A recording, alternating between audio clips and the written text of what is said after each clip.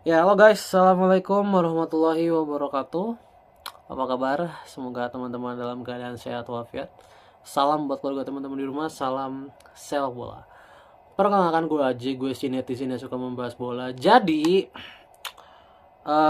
banyak sekali berita yang terjadi ya di 24 jam terakhir di sepak bola. Jadi kita mulai saja langsung. Ya, tanggal dari kick off beberapa liga di Eropa sudah ditentukan, di mana minggu depan ya Liga Inggris akan dimulai. Minggu depan Liga Inggris akan dimulai dan minggu ini harusnya Liga Belanda sudah dimulai. Ini menarik ya, Liga Belanda akan dimulai. Nah, ini Liga Belanda musim ini akan sangat menarik. Kenapa? Karena banyak sekali nama Indonesia yang sekarang mengisi tim-tim Bundesliga, tim-tim Eredivisie Belanda. Bukan Bundesliga ya, Eredivisie Belanda. Ya, salah duanya ya adalah Ivar Jenner dan Justin Ham, dan gue benar-benar menunggu dua pemain ini ya. Apakah mereka ini bisa ditambah? Gue juga menunggu Mauro Zilstra, karena Volendam naik ke Eredivisie juga kan.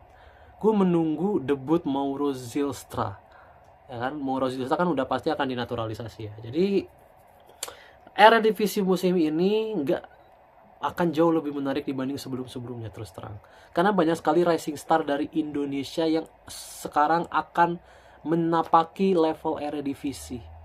Ini benar-benar sangat menarik melihat perkembangan para pemain ini ya. Makanya gue sangat-sangat tidak sabar. Mudah-mudahan pemain-pemain Indonesia ini mendapat tempat utama semuanya ya. Jadi, wah, Eredivisie sih udah rasa Indonesia banget ya. Gitu. Oke. Kemudian di laga Piala Super Belanda, Go Ahead Eagles, timnya Dean James, gagal meraih gelar juara setelah takluk dari PSV Eindhoven dengan skor 2-1. Ini sangat disayangkan ya, padahal Dean James sebenarnya sangat baik. Dia mencatatkan satu assist untuk satu-satunya gol Go Ahead Eagles. Namun ketika dia diganti di menit 83, setelahnya langsung terjadi gol oleh PSV. Sehingga pertandingan berakhir 2-1. Jadi, aduh, bad luck banget ya, padahal itu pertandingannya sebenarnya Go Ahead Eagles bisa-bisa aja menang gitu ya. Ya, itu mungkin blunder dari pelatihnya ya. Mainin Dean James sampai akhir dong, makanya. Gue agak heran juga ya, Dean James ini di timnas enggak perform, tapi di klubnya sangat-sangat perform ya. Gue heran loh. Di level Eredivisie dia bisa sangat melawan, tapi di level timnas dia bener-bener nggak nggak bisa impactful, nggak bisa berimpact gitu. Ya, mudah-mudahan Dean James benar-benar bisa digunakan dengan baik ya ke depannya. Mudah-mudahan karirnya juga di Eredivisie sangat baik supaya dia juga bisa naik kelas. Gue sangat berharap banyak sih sama Dean James ini, benar.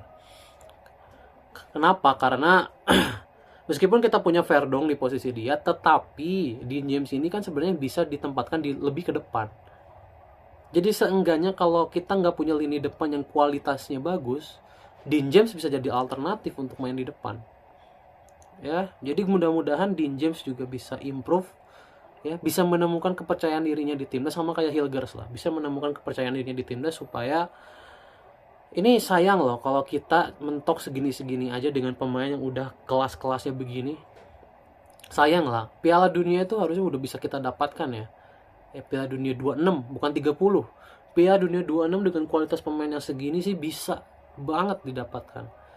Minimal gini, kita bisa menang lawan Irak. Ya, meskipun lawan Arab gue nggak tahu bakal menang apa enggak ya. Lawan Irak sih dengan kualitas segini.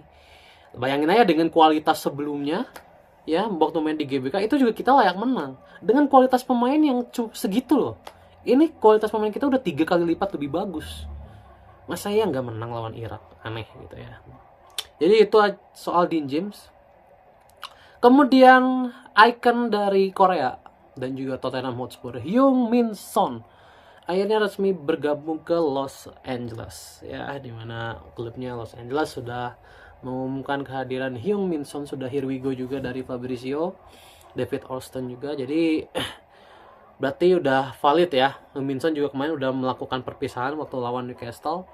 So ini karir Heung-min Son akan cukup menarik ya. Kenapa? Karena gini, biasanya pemain-pemain Asia gue bilangnya, itu biasanya cenderung setelah prime di Eropa, biasanya pada balik ke Asia.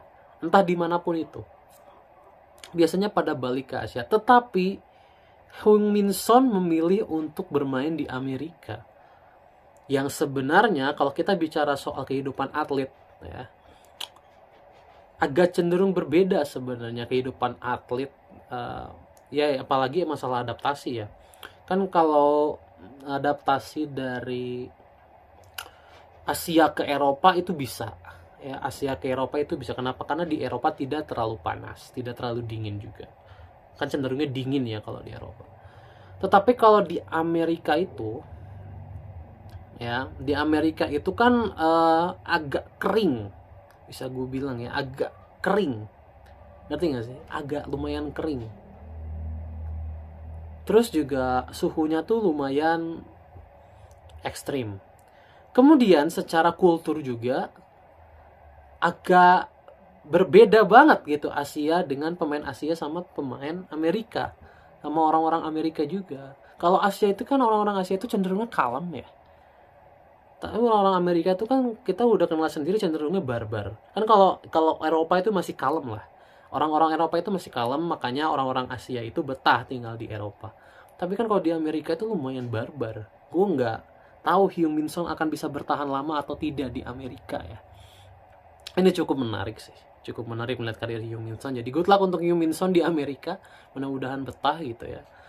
Kemudian Thomas Partey ke Marseille. Ya, ini menarik ya. Thomas Partey kan kemarin sempat didakwa. Tapi gue nggak tahu kelanjutannya, sampai sekarang nggak ada lagi beritanya. Tiba-tiba dia dapat klub baru. Ini soal kasusnya gimana ya? Gue agak bingung sih. Jadi good luck lah kalau Thomas Partey sudah dapat klub baru. Mudah-mudahan dia bisa fokus ke sepak bola ya. Sama kasusnya kayak Raul Asensio yang dibilang next Sergio Ramos, yang dituntut jaksa 2,5 tahun ya atas kasus yang terlibat oleh dia. Dan Alonso, kabarnya banyak sekali portal berita Spanyol yang memberitakan kalau Alonso tidak suka pemain problematik. Dan katanya Raul Asensio itu katanya sudah tidak akan masuk ke squad kalau tuntutan ini terbukti. Kalau segala tuntutan ini terbukti. Ini bad luck sekali ya, padahal Raul Asensio ini masih sangat muda. Sama kayak ini situasinya jadi sama kayak Greenwood dulu ya. Sekarang Greenwood pun meskipun dia perform di Prancis, tapi dia benar-benar sudah tidak diterima lagi di Inggris. Agak sangat disayangkan ya. Padahal ini pemain masih sangat muda. Ya gue nggak tahu ya. Tapi yang pasti itu pemain yang bad attitude ya. Meskipun dia sebintang apapun, pemain yang bad attitude itu benar-benar akan kelempar. Ya, ini terjadi dengan Raul Asensio, ini terjadi dengan Mason Greenwood. Ini terjadi juga kepada Joao Felix. Attitude ini terjadi juga kepada Joao Cancelo. Padahal mereka ini pemain-pemain hebat loh. Cancelo kebuang kemana-mana gitu ya. Ke Bayern Munchen kebuang, Barca kebuang, City kebuang. Jadi ya, pemain-pemain problematik itu karirnya udah pasti hancur sih. Jadi sekali lagi, mau di dunia kerja apapun ya, mau sepak bola, mau di olahraga apapun, atau di pekerjaan apapun, attitude itu tetap nomor 1. Gitu ya kurang lebih soal sepak bola di 24 jam terakhir ya. Bye.